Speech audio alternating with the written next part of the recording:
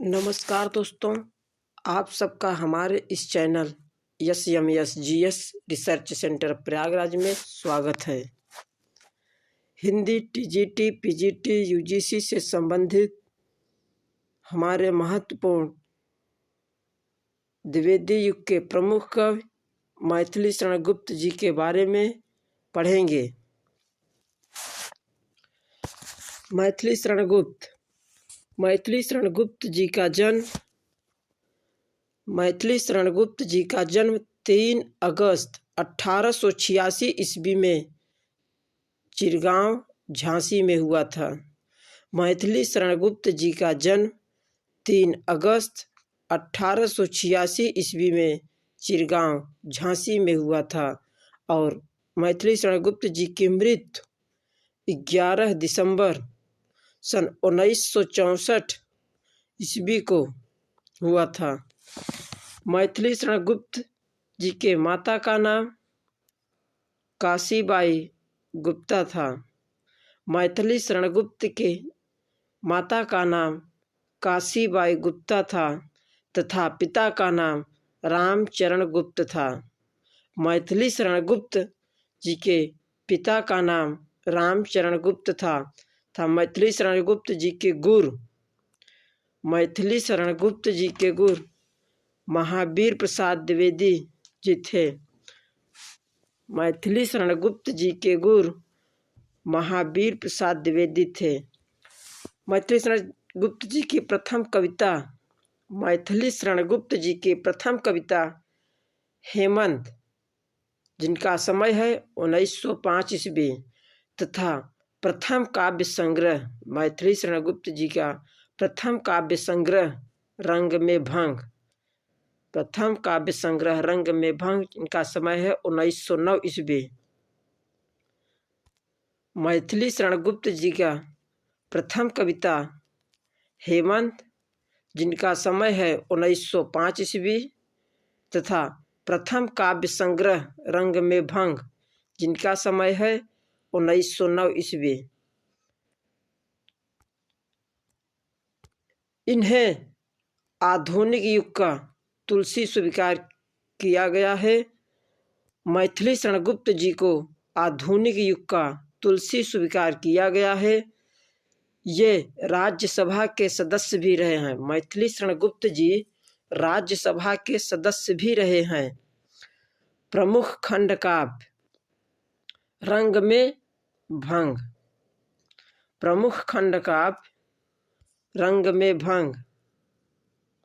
जिनका समय है 1909 ईस्वी। रंग में भंग समय 1909 ईस्वी। यह ऐतिहासिक काव्य है जिसमें बूंदी और चित्तौड़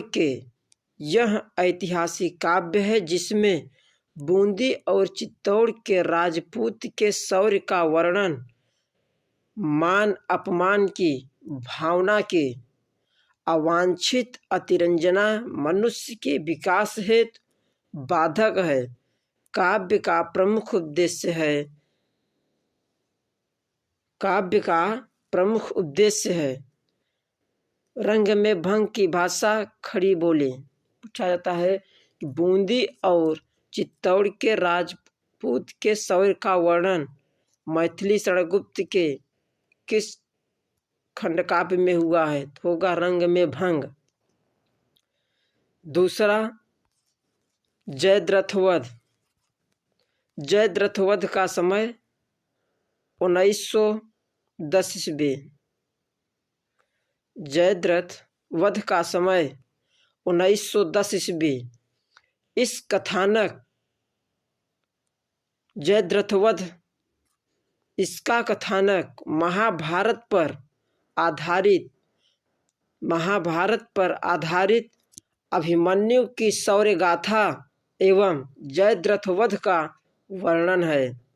7 सर्गों के इस खंड काव्य में अभिमन्यु की रण यात्रा में वीर रस एवं सुभद्रा उत्तरा के विलाप में करुण रस का अजस्र स्रोत बहा है। जयद्रथवध का कथानक महाभारत पर आधारित अभिमन्यु की शौर्य गाथा एवं जयद्रथवध का वर्णन है। 7 सर्गों के इस खंड काव्य में अभिमन्यु की रण यात्रा में वीर रस एवं सुभद्रा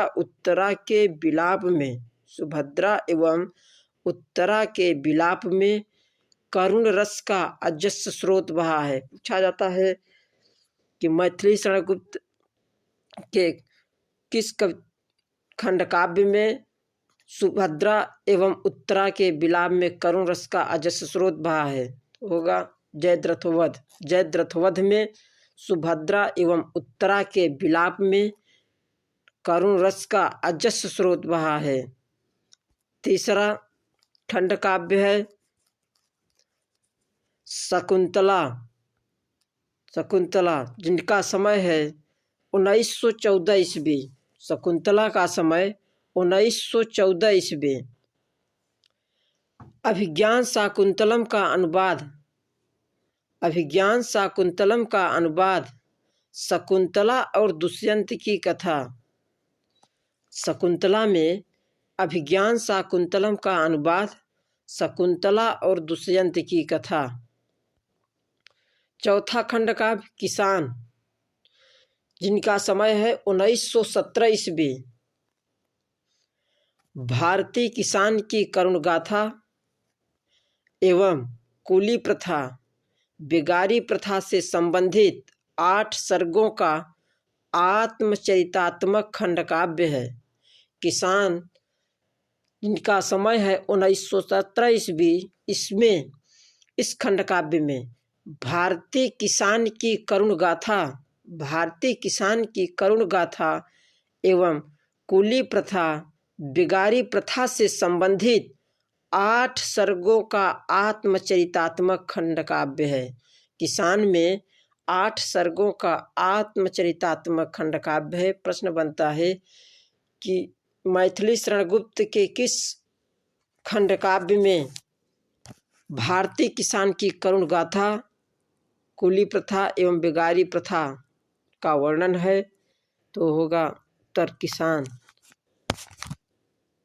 5वां खंड काव्य पंचवटी, जिनका समय है 1925 ईस्वी। पंचवटी का समय है 1925 ईस्वी। इसमें भाषा खड़ी बोली, यह खड़ी बोली में लिखा गया है। पंचवटी की विशेषता लक्ष्मण शूर्पणखा प्रसंग पर आधारित प्राकृतिक सौंदर्य, लक्ष्मण उत्कृष्ट कवि के जीवन विषय दृष्टिकोण के कारण भी महत्वपूर्ण रचना है। लक्ष्मण शूर्पणखा प्रसंग पर आधारित प्राकृतिक सौंदर्य, लक्ष्मण उत्कृष्ट चरित्र, कवि के जीवन विषय दृष्टिकोण के कारण भी महत्वपूर्ण रचना है। पंचवटी में लक्ष्मण शूर्पणखा प्रसंग पर आधारित प्राकृतिक सौंदर्य एवं लक्ष्मण उत्कृष्ट चरित्र, कवि के जीवन विषय दृष्टिकोण के कारण भी महत्वपूर्ण रचना है। 6वीं रचना है सैरंध्री, जिनका समय है 1926 ईस्वी। सैरंध्री, यह महाभारत के अज्ञातवास के समय सैरंध्री छद्म नाम धारिणी द्रौपदी एवं कीचक की चिर प्रसिद्ध गाथा है। सैरंध्री का अंगिरस करुण रस है। सैरंध्री का समय 1926 ईस्वी है। सैरंध्री यह महाभारत के अज्ञातवास के समय, सैरंध्री की रचना महाभारत के अज्ञातवास के समय सैरंध्री छद्म नाम धारिणी द्रौपदी एवं कीचक की चिर प्रसिद्ध गाथा है। 7वां खंड काव्य ग्रंथ वक्षसंहार, जिनका समय है 1927 ईस्वी। महाभारत का आख्यान कुंती के मातृ हृदय की सुंदर अभिव्यक्ति एवं भीम द्वारा बकासुर का वध। शिल्प की दृष्टि से यह रचना पंचवटी के समकक्ष है। प्रश्न बनता है कि मैथिली शरण गुप्त की कौन से खंड काव्य पंचवटी के समकक्ष है? उत्तर होगा वक्संहार। वक्संहार का समय 1927 ईस्वी। यह महाभारत का आख्यान वक्संहार महाभारत का आख्यान कुंती के मातृ हृदय की सुंदर अभिव्यक्ति एवं भीम द्वारा बकासुर का वध। भीम द्वारा बकासुर का वध का वर्णन है। शिल्प की दृष्टि से यह रचना पंचवटी के समकक्ष है। 8वां वन वैभव 1927 ईस्वी। वन वैभव का समय 1927 ईस्वी। यह भी महाभारत पर आधारित गंधर्व चित्रसेन द्वारा दुर्योधन की पराजय तथा अर्जुन की विजय गाथा का वर्णन है। वन वैभव में महाभारत पर आधारित है। गंधर्व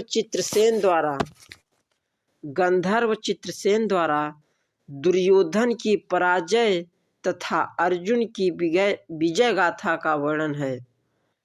9वां शक्ति, जिनका समय है 1927 ईस्वी।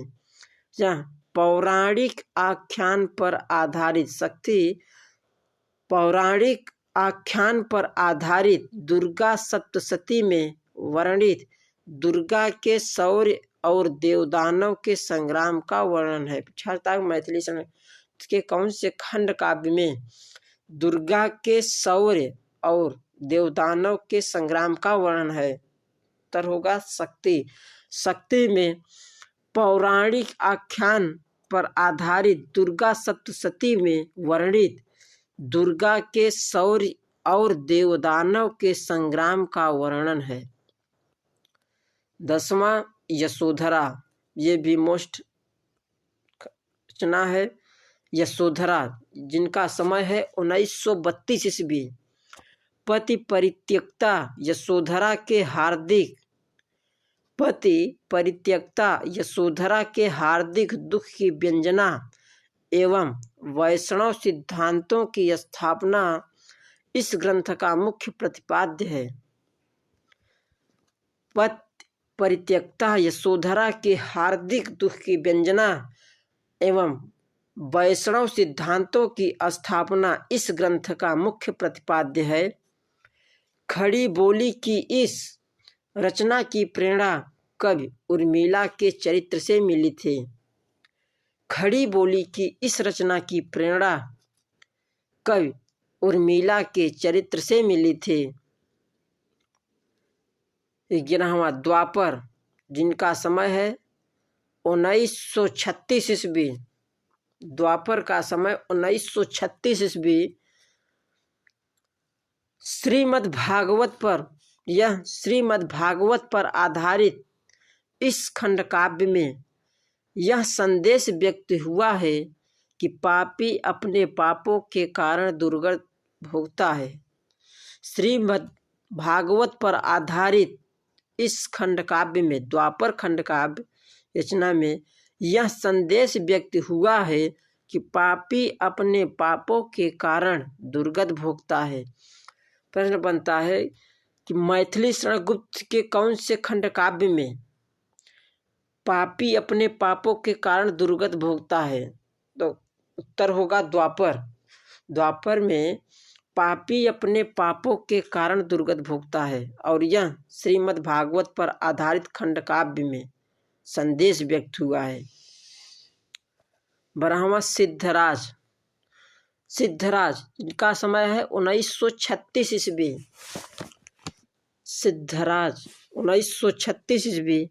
यह 5 सर्गों में रचित इस ऐतिहासिक खंड काव्य में सिद्धराज राजा जयसिंह की गाथा है।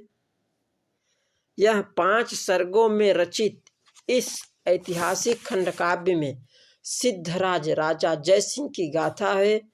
खड़ी बोली की इस रचना में इतिहास और कल्पना का सुंदर समन्वय हुआ है। सिद्धराज में यह ऐतिहासिक खंडकाव्य है और इसमें सिद्धराज राजा जयसिंह की गाथा है। खड़ी बोली की इस रचना में इतिहास और कल्पना का सुंदर समन्वय हुआ है। 13वां नहुस 1940 ईस्वी। नहुस का समय है 1940 ईस्वी। यह पौराणिक आख्यान पर आधारित नहुस पौराणिक आख्यान पर आधारित इसमें महाराज नहुस की चरित्र गाथा वर्णित है। मानव का गौरव गांठ इस ग्रंथ का मुख्य प्रतिपाद्य है।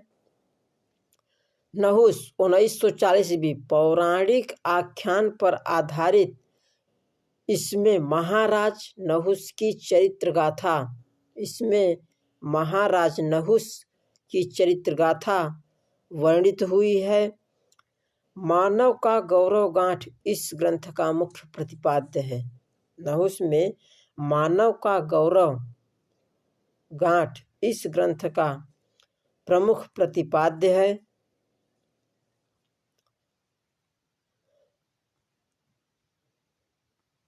14वां कुणाल गीत, जिनका समय है 1941 ईस्वी। कुणाल गीत का समय 1941 ईस्वी।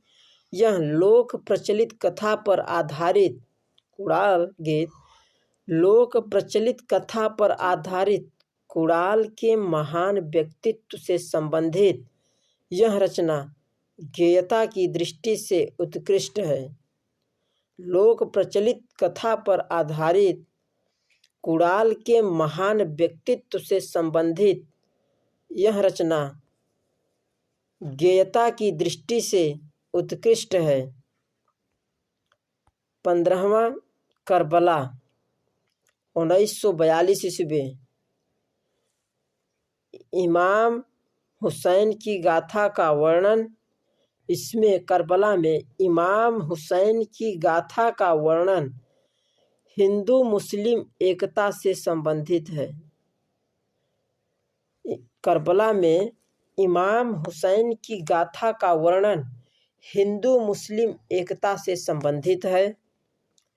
15वां अजित 1946 ईस्वी। यह महाभारत पर आधारित राक्षसी हिडम्बा भीम की कथा के माध्यम से यह संदेश निरूपित किया गया है कि मानव को ऊंच नीच की भावना से ऊपर उठ करके प्राणी मात्र से प्रेम करना चाहिए। जित में महाभारत पर आधारित राक्षसी हिडम्बा भीम की कथा के माध्यम से यह संदेश निरूपित किया गया है कि मानव को ऊंच नीच की भावना से ऊपर उठ करके प्राणी मात्र से प्रेम करना चाहिए। 17वां विष्णुप्रिया 1957 ईस्वी। विष्णुप्रिया का समय 1957 ईस्वी है।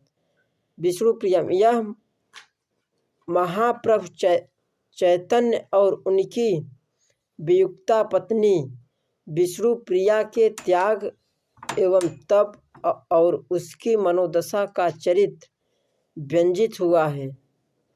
महाप्रभु चैतन्य और उनकी वियुक्ता पत्नी विष्णुप्रिया के त्याग एवं तप और उसकी मनोदशा का चरित्र व्यंजित हुआ है।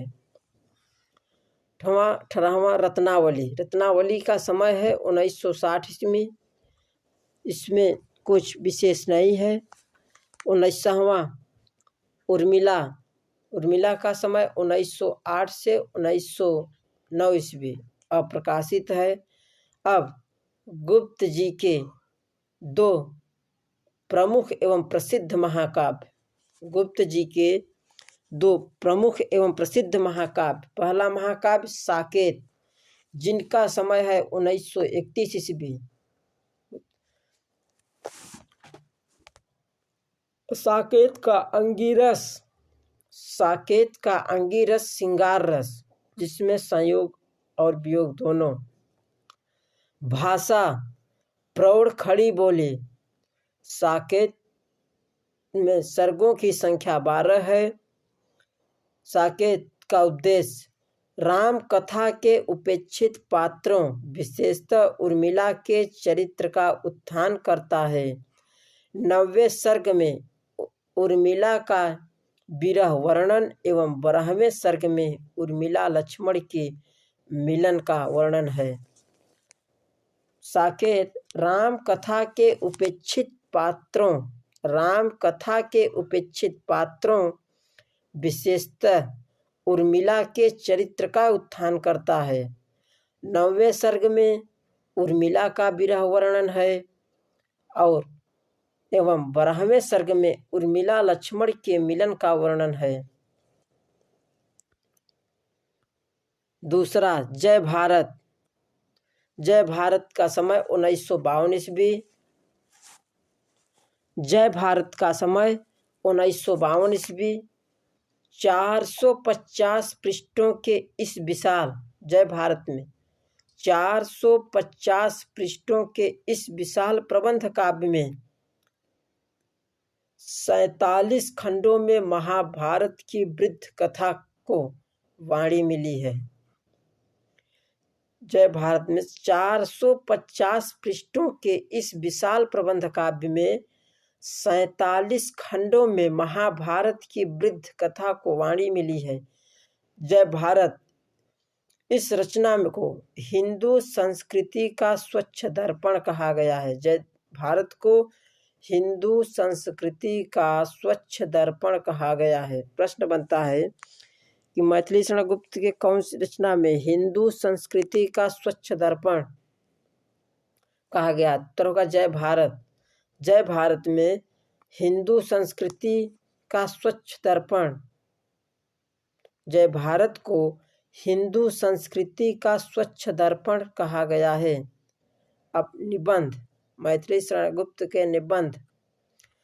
पहला भारत भारती, जिनका समय है 1912 ईस्वी। भारत भारती निबंध है जिनका समय 1912 ईस्वी। यह राष्ट्रीय चेतना का उद्बोधनात्मक काव्य है। यह राष्ट्रीय चेतना का उद्बोधनात्मक काव्य है। भारत के स्वर्णिम अतीत की झांकी, वर्तमान दीप ही स्थित का चित्र। पहला अतीत खंड, दूसरा वर्तमान खंड, तीसरा भविष्य खंड। यह 3 खंडों में इसकी झांकी है में किया गया है। इसी रचना के कारण गुप्त जी राष्ट्र कवि के रूप में प्रसिद्ध हुए।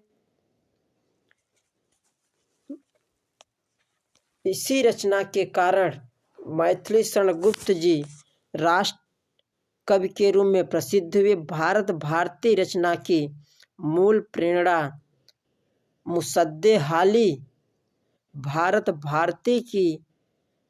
भारती रचना की मूल प्रेरणा मुसद्देहाली तथा ब्रजमोहन दत्तात्रेय कैफीकृत भारत दर्पण पुस्तक से प्राप्त हुई। भारत भारती राष्ट्रीय चेतना का उद्बोधनात्मक काव्य है।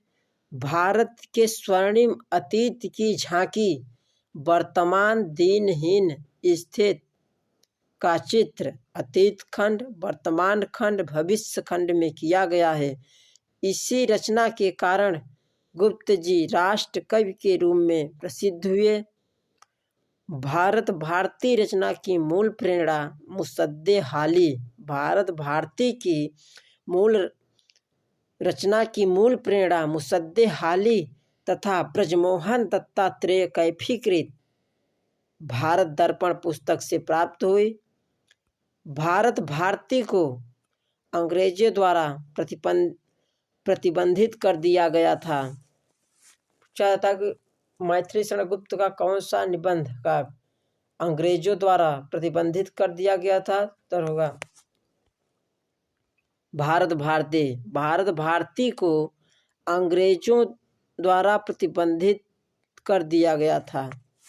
मैथिली शरण गुप्त ने स्वयं को कौटुंबिक कवि मात्र कहा है। इन्हें भारत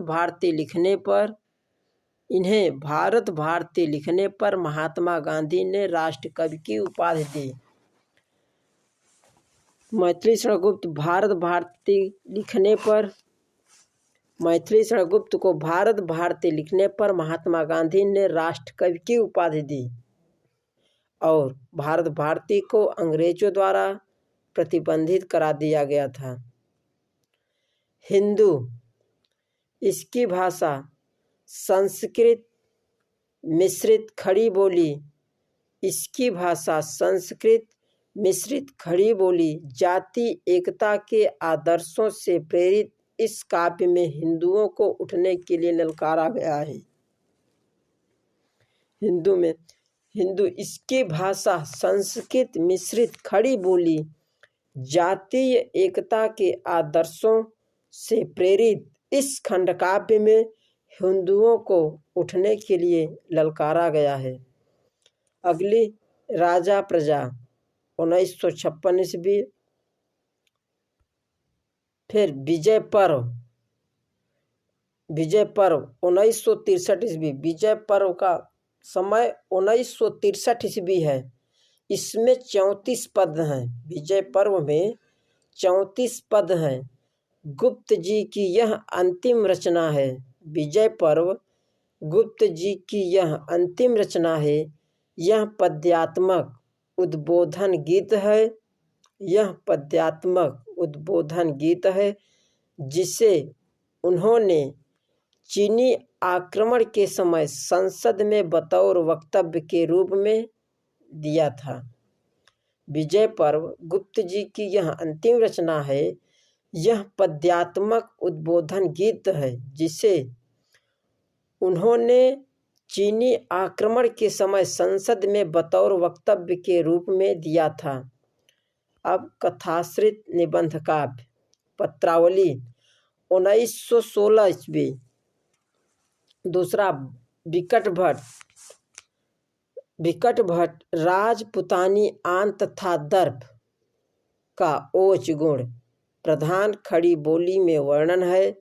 इसमें जोधपुर के एक राजपूत सरदार की 3 पीढ़ियों की कथा एवं वचन निभाने का वर्णन हुआ है। विकट भट्ट में जोधपुर के एक राजपूत सरदार की 3 पीढ़ियों की कथा एवं वचन निभाने का वर्णन मिला है।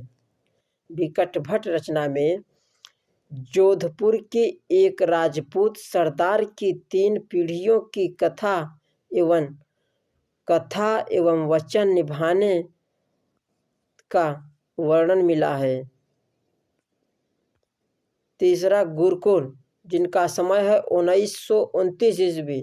गुरुकुल का समय 1929 ईस्वी। इसमें सिख गुरुओं की जीवनी और गुरुकुल में सिख गुरुओं की जीवनी और जीवन कृत्यों से संबंधित इतिवृत्तात्मक गाथा प्रांतीय शब्दों का प्रयोग मुख्य प्रतिपाद्य है।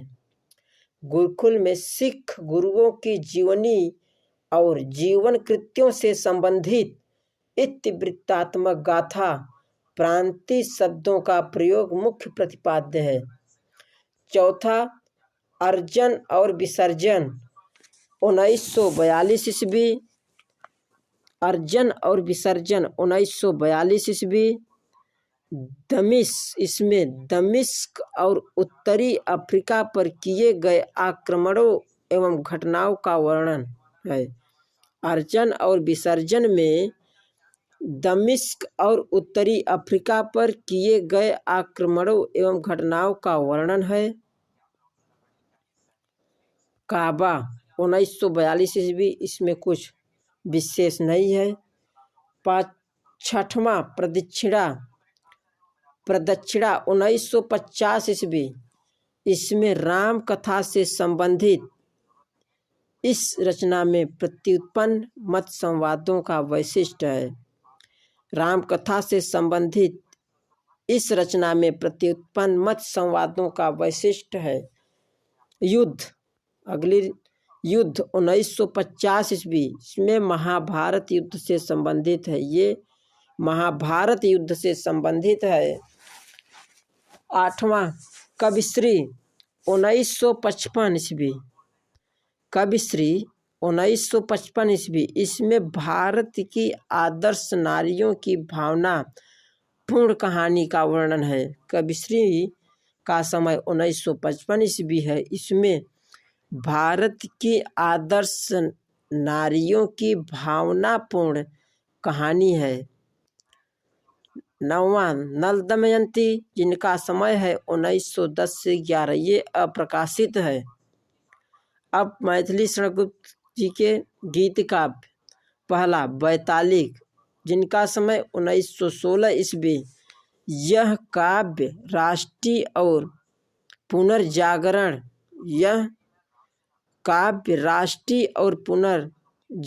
से संबंधित है। मुख्य पृष्ठ पर अंकित इस प्रकार है, फिर अपने को याद करो, उठो अलौकिक भाव करो। यह काव्य राष्ट्रीय और पुनर्जागरण से संबंधित है। वैतालिक राष्ट्रीय और पुनर्जागरण से संबंधित है। मुख्य पृष्ठ पर अंकित इस प्रकार है कि फिर अपने को याद करो, उठो अलौकिक भाग करो। फिर अपने को याद करो, उठो अलौकिक भाव करो। दूसरा झंकार 1929 ईस्वी, झंकार का समय 1929 ईस्वी, गुप्त जी की यह रचना आध्यात्मिक गीतों का संग्रह एवं रहस्यवाद से संबंधित है। गुप्त जी की यह रचना आध्यात्मिक गीतों का संग्रह एवं रहस्यवाद से संबंधित ग्रंथ है। प्रश्न पूछा जाता है कि मैथिली शरण गुप्त जी की कौन सी गीत काव्यों में आध्यात्मिक गीतों का संग्रह एवं रहस्यवाद का वर्णन है। तो झंकार में गुप्त जी की यह रचना आध्यात्मिक गीतों का संग्रह एवं रहस्यवाद से संबंधित है। तीसरा उच्छ्वास का समय है 1960 ईस्वी, उच्छ्वास का समय 1960 ईस्वी है। यह शोक गीतों का संग्रह है। उच्छ्वास यह शोक गीतों का संग्रह है। गुप्त जी के 2 पत्नियों और 7-8 संतानों की मृत्यु की वेदना झेलनी पड़ी थी। उच्छ्वास इसी की परिणत है। यह शोक गीतों का संग्रह है। गुप्त जी के 2 पत्नियों और 7-8 संतानों की मृत्यु की वेदना झेलनी पड़ी थी। उच्छ्वास इसी पर परिणित है।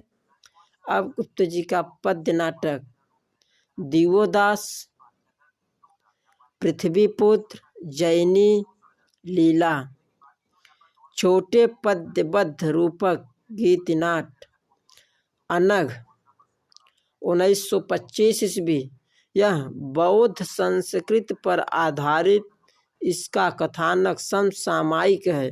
अनघ में बौद्ध संस्कृत पर आधारित इसका कथानक समसामयिक, यह किसान आंदोलन से संबंधित रचना है। दूसरा तिलोत्तमा 1915 ईस्वी, यह 5 अंकों का पौराणिक नाटक है। तिलोत्तमा यह 5 अंकों का पौराणिक नाटक है। तीसरा चंद्रहास 1916 ईस्वी, यह भी 5 अंकों के इस नाटक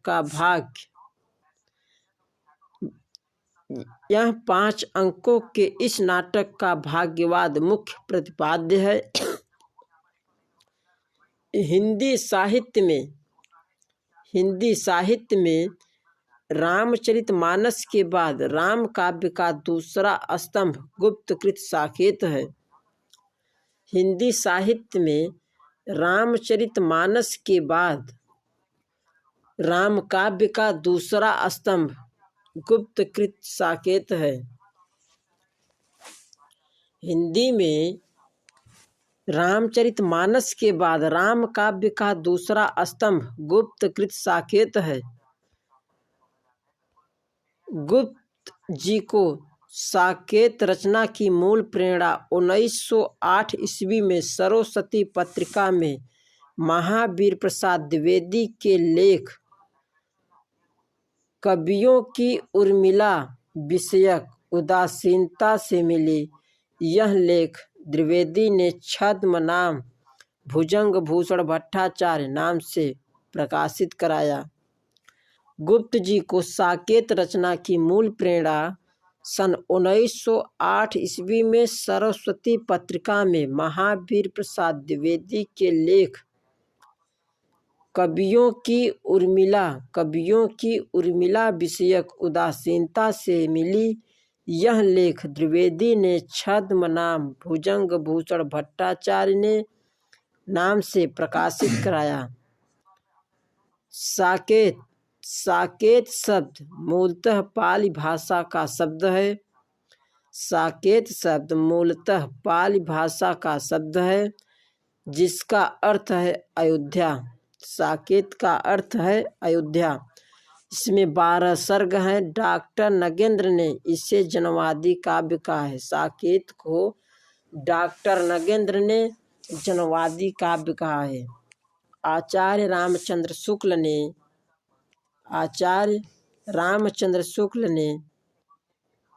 गुप्त जी को सामंजस्यवादी कवि कहा है। आचार्य रामचंद्र शुक्ल ने गुप्त जी को सामंजस्यवादी कवि कहा है।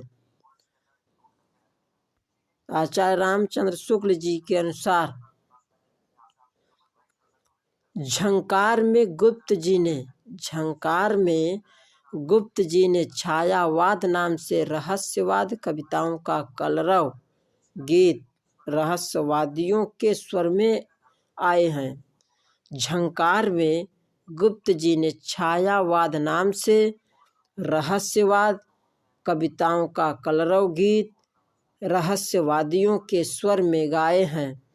गुप्त जी ने बांग्ला कवि माइकेल मधुसूदन दत्त की रचनाओं का मधुप उपनाम से अनुवाद किया। गुप्त जी ने बांग्ला कवि माइकेल मधुसूदन दत्त की रचनाओं का मधुप उपनाम से अनुवाद किया है।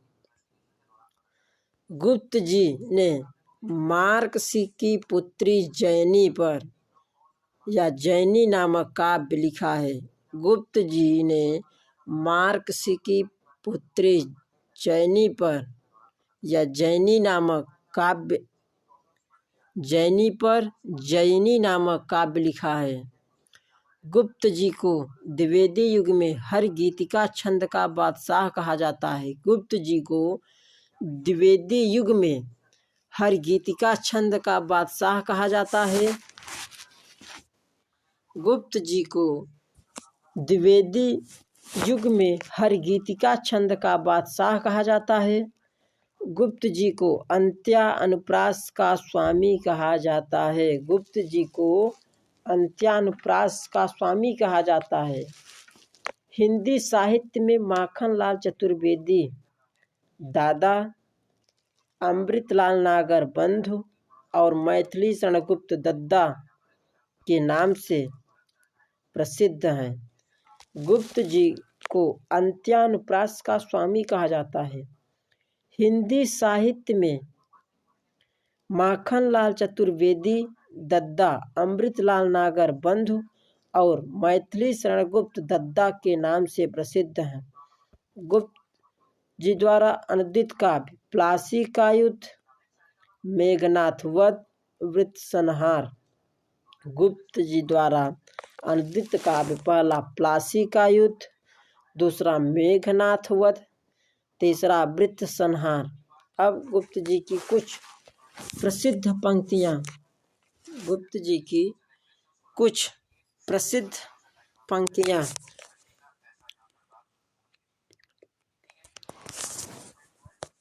अन्याय सहकर मौन रहना, अन्याय सहकर मौन रहना यह महादुष्कर्म है। न्यायार्थ अपने बंधु को भी दंड देना धर्म है। यह गुप्त जी की पंक्ति है कि अन्याय सहकर मौन रहना यह महादुष्कर्म है। न्यायार्थ अपने बंधु को भी दंड देना धर्म है।